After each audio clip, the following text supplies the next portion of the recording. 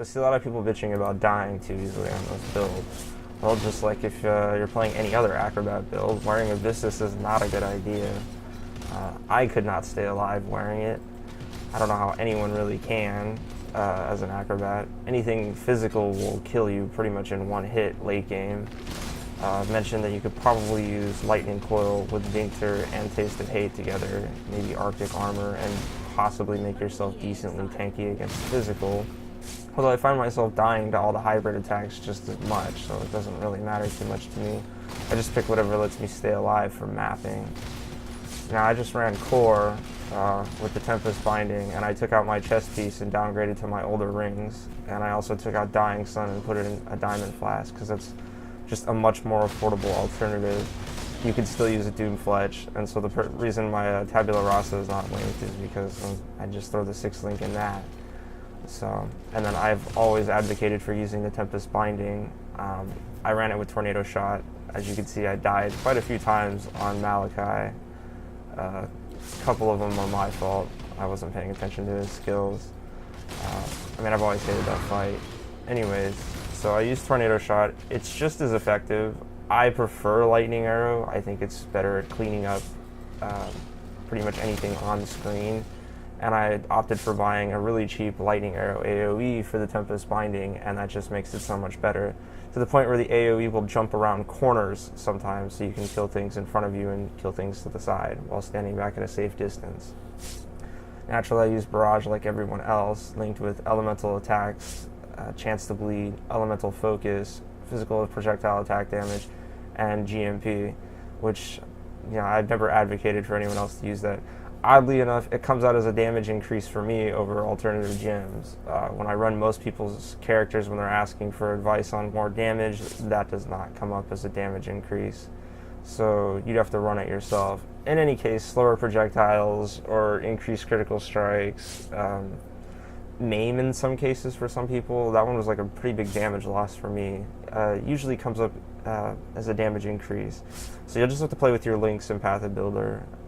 Just for you. So here's my old shitty rings. Like this one doesn't even have life, low physical, pretty good LE roll. It was mostly used for stats and resist. I got a good diamond ring right here, but low life, nothing special. I'm using my regular amulet because it's actually not that amazing. I bought it primarily for the stats. You could get so many better damage rolls on it, including crit multi. So my old steel rings, which are pretty good here, not GG by any means. Bank my Lightning Arrow while I use Tornado Shot, and then Dying Sun, because it's just as effective, honestly, to run a Diamond Flask. Dying Sun's really only for boss killing, like min-max, so you don't need it to be powerful by any means. I always keep Sybil's Lament and Time Clasp handy. I do run Temp Chains maps. I ran them before I even had a Time Clasp. I accidentally sold the one I had, so I had to go buy a new one. But with Sybil's Lament and Soul of Yugal, you are virtually immune to any reflect damage. So if you're running those two together, you can run probably a double reflect map without even sneezing. The only maps I don't really like running are negative max res with like high double LE damage off the mobs. I haven't run one with LE Reflect. It shouldn't be that bad though. The real like deal breaker mod is cannot leech. There's just with this build you rely heavily on leech. I've done like a no leech core because I ran an un-ID'd core and I was like, fuck it, I just leveled, we'll see what happens. And I managed to kill it, Malachi, with like 4 deaths. It must have been some relatively easy mods because that was the only shitty thing about it. But yeah, you'd want to bring a second life flask, maybe surgeons depending on your crit. We kill like 2 mobs as a Pathfinder with the flask nodes, and we get pretty much a charge back on our flasks. We also auto tick up 1 charge every few seconds, but that's not something to rely on, especially if you're trying to run Uber Lab. So anyways, I had no problem clearing trash with running Tabula Rasa and older jewelry. So when people say they're struggling with damage on this build, I'm not really sure how, especially since every person I see is running Abyssus and Drill Neck together with +1 arrow.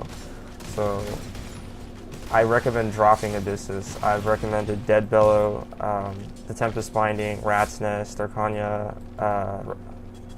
Alpha's Howl even. I mean, it helps with auras, especially defensive. I ran it a little bit early on. And then for chess piece, Queen of the Forest, Uriel's Fostering, the Perfect Form, Hiri's Ire, I think that's how you pronounce it, Hiri's Ire.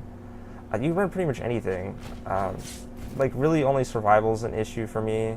I've got plenty of damage. People have more damage than me that go even more glass cannon and don't seem to have problems staying alive. I don't recommend that. In my case, just run Hatred, run Arctic Armor. I see a lot of people running a Herald instead, or they're still running a Blasphemy Curse. I recommend it for mapping, and especially early on, to run either Enfeeble or Temporal Chains. And I also run Blind and carry Decoy Totem at all times.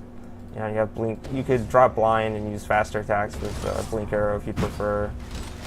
I technically have a free link here, but I swap in Blasphemy with Projectile Weakness when I'm running Shaper.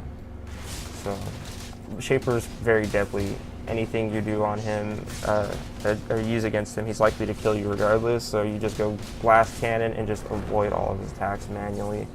You'll get most of your damage on him during when he uses his beams. You should have no problem clearing ads, although while I use Lightning Arrow for that fight, it's a little unreliable at times, so I actually use Barrage a bit more often. But I'll drop a Decoy Totem if I have to go and pop one of his Void Zones on the edge of the map. So then I'll come back and AoE everything down. With that, I do actually recommend Tornado Shot for trash. I know many people prefer it.